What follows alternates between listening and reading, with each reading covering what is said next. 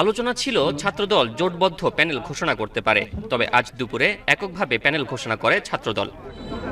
সংবাদ সম্মেলনে প্যানেল ঘোষণা করেন কেন্দ্রীয় ছাত্রদলের সাধারণ সম্পাদক। এতে ভিপি পদে সাজ্জাদ হোসেন হৃদয় এবং জিএস পদে সাফায়াত হোসেনকে প্রার্থী হিসেবে মনোনীত করা হয়।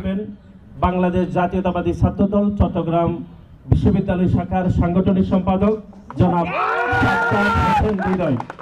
আমাদের শিক্ষার্থীদের একটা আশঙ্কা যে একটা ওদের কতটুকু একটা সুষ্ঠু গ্রহণযোগ্য নির্বাচন তারা আয়োজন করতে পারবে। পরে বেলা ৩টার দিকে চারুলতলায় প্যানেল ঘোষণা করে শিবির। অন্তর্ভুক্তিমূলক সম্প্রীতি শিক্ষার্থী জোট নামে ৫ নারী ও ১ দৃষ্টি প্রতিবন্ধী সনাতন ধর্মাবলম্বী নিয়ে সম্প্রীতির শিক্ষার্থী জোট নামে প্যানেল ঘোষণা দেয় তারা। এতে ভিপি পদে ইব্রাহিম হোসেন রনি ও জিএস পদে সাইদ বিন হাবিবকে মনোনীত করা হয়। এ সময় নির্বাচিত হলে দলের নয় বরং ২৭,০০০ শিক্ষার্থীর প্রতিনিধিত্ব করার কথা জানান